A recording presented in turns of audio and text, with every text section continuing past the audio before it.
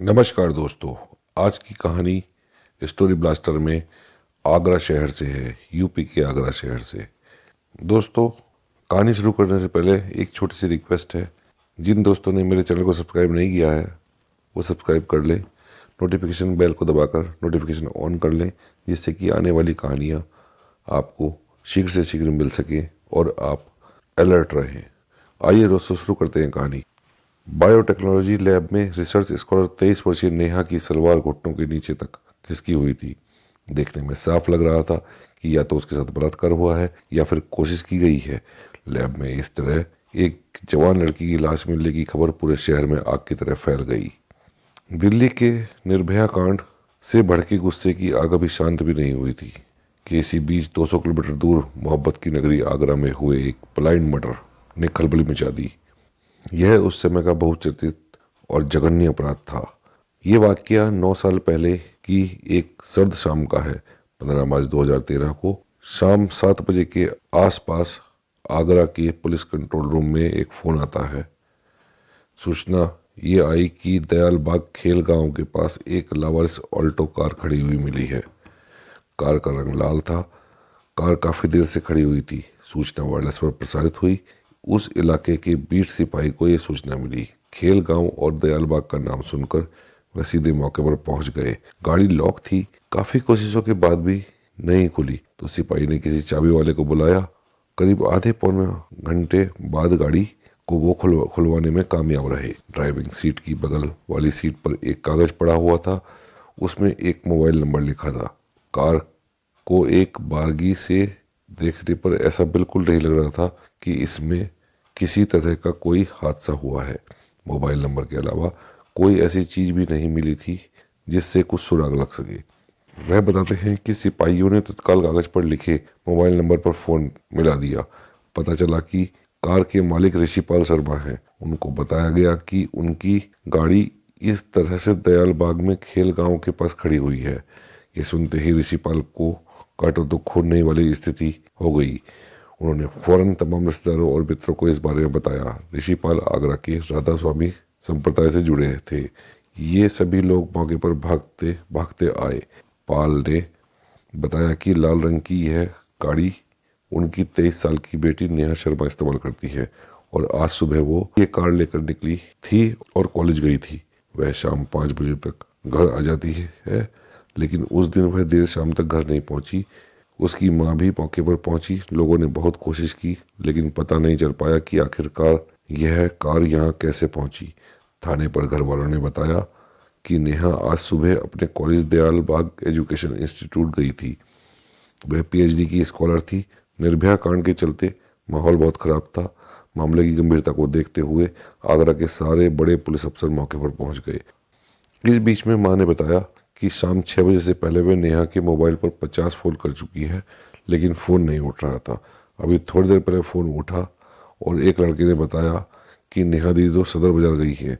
अभी माँ कुछ पूछ पाती कि तुम कौन हो, तुम्हारे पास नेहा का फ़ोन कैसे आया, नेहा सदर बाजार किस लिए गई है, वह फ़ोन क्यों साथ लेकर नहीं गई।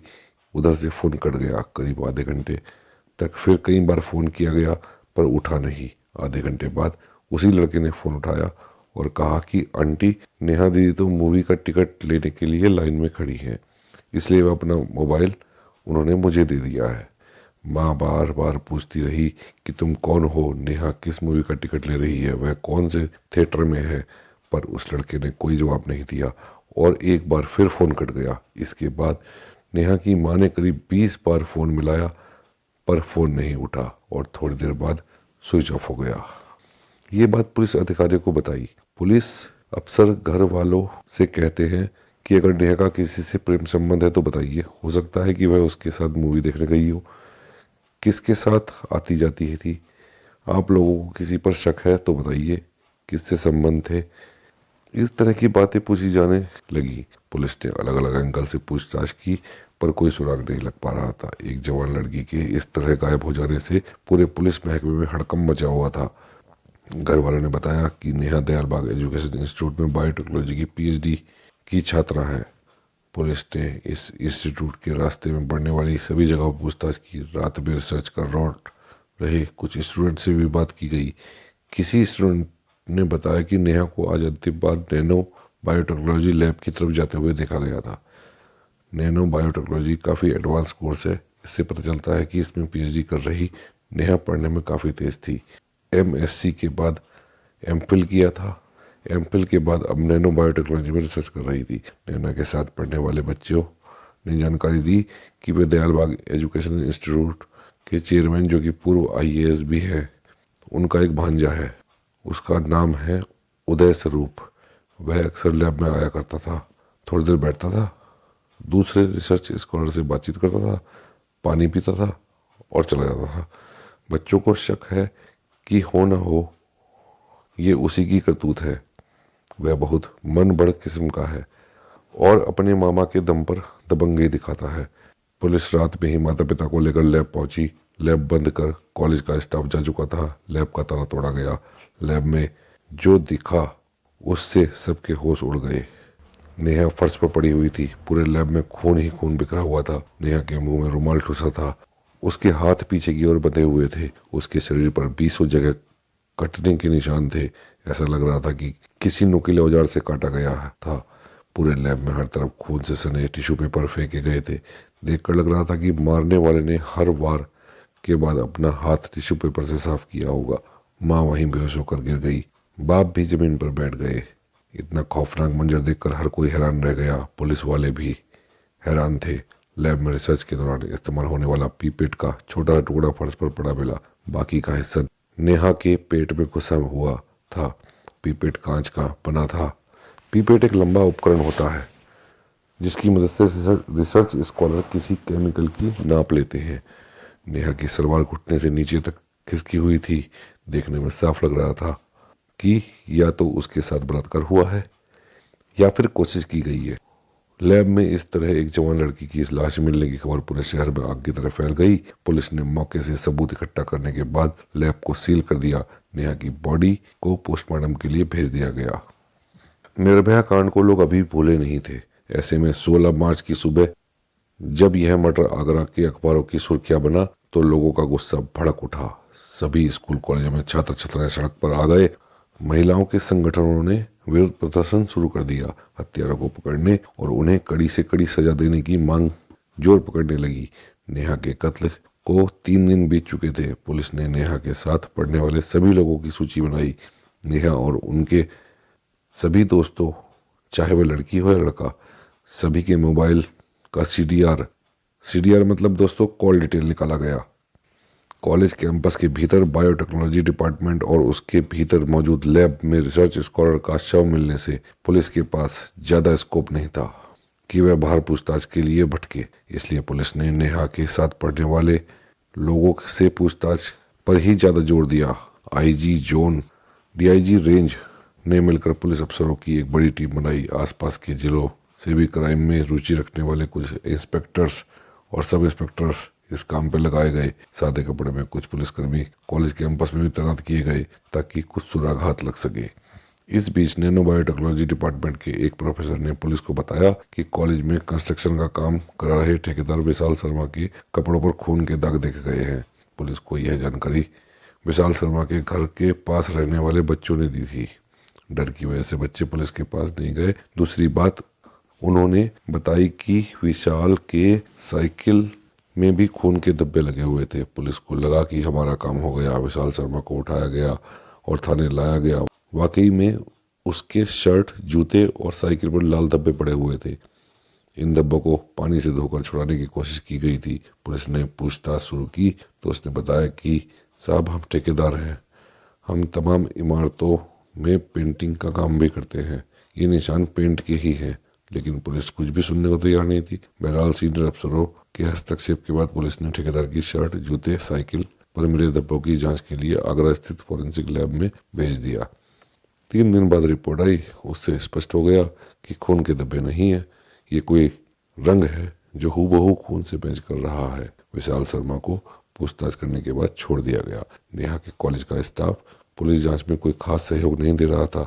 नतीजन 15 दिन बाद भी पुलिस के हाथ कोई ठोस सबूत नहीं लग पाया था। कॉलेज के लोगों ने पुलिस पर परेशान किए जाने का आरोप लगाते हुए इलाहाबाद हाई कोर्ट पर रिट दाखिल कर दी। आरोप यही है कि पुलिस सीनियर प्रोफेसरों को, सीनियर कर्मचारियों को बार बार थाने बुलाकर तंग कर रही है पैसों के लिए। अब जब पुलिस पर इस तरह के आरोप लगाए जाते हैं तो पुलिस का काम धीमा पड़ जाता है। कॉलेज का कोई भी प्रोफेसर, कोई भी स्टूडेंट पुलिस के पास आने को तैयार नहीं था। अगर उन्हें पूछताछ के लिए थाने बुलाया जाता तो उनकी तरफ से फौरन एक याचिका हाई कोर्ट में पड़ जाती थी। हाई कोर्ट में डेट पड़ती थी, पुलिस अधिकारियों को जवाब देना पड़ता था।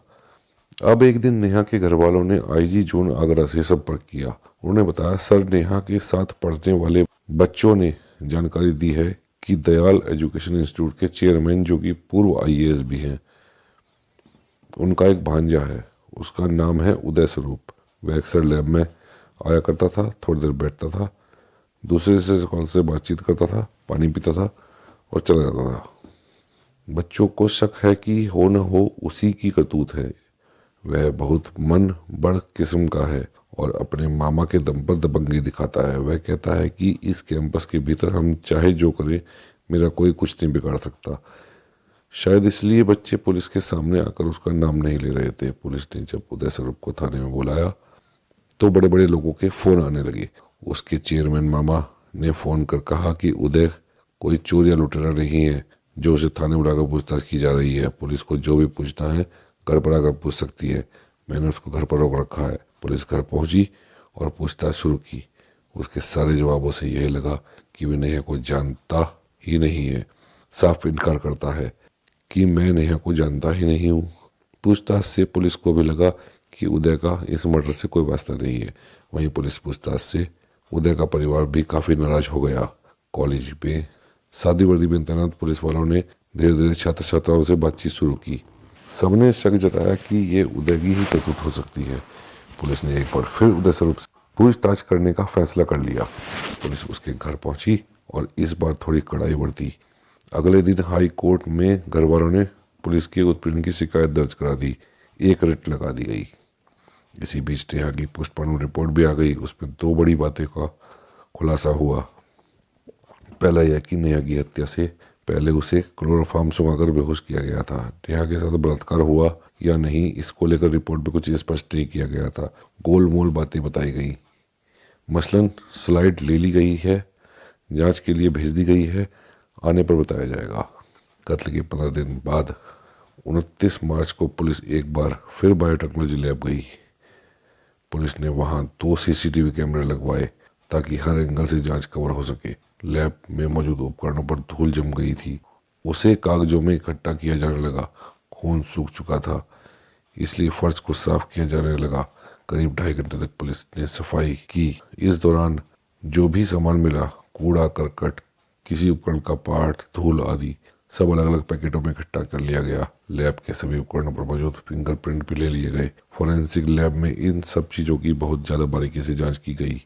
इस दौरान कुछ बाल मिले, कुछ बाल महिला के थे, कुछ पुरुष के थे। इसके बाद पुलिस एक बार फिर से उदय के घर पहुंची और उसके पहने हुए कपड़ों की मांग की। इस बात पर घर वालों ने घोर विरोध जताया, पर बाद में उन्होंने उदय का कपड़ा दे दिया।